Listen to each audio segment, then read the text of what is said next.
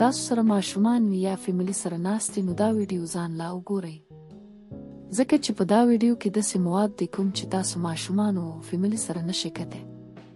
سلام دوستانو، په خپل چینل کې درته هرکلی وایم او امید لرم ټول به روغ جوړ یې او د صحت کلي به مو په تن وي. دوستانو که تر اوسه پورې تاسو زموږ چینل نه وي سبسکرایب کړی نو زموږ چینل در سره سبسکرایب کړئ او د بیل نشان هم وهئ چې زموږ معلوماتي او جنسي ویډیوګانې په وخت وګورئ. دوستانو ډیر خلک دا سوال کوي چې ښځې سره په څلورو یعنې په ډیګي سټایل کوروالی کولی شو که نه؟ نو دوستانو ښځې سره په څلورو کې یا په ناستې کوي که په هره طریقه ورسره کوي نو تا ته اجازه ده کولی شي ورسره، خو ته به هغه طریقه استعمالوي کوم چې روا دی. دوستانو هدف هغه څه دی کوم چې روا دی.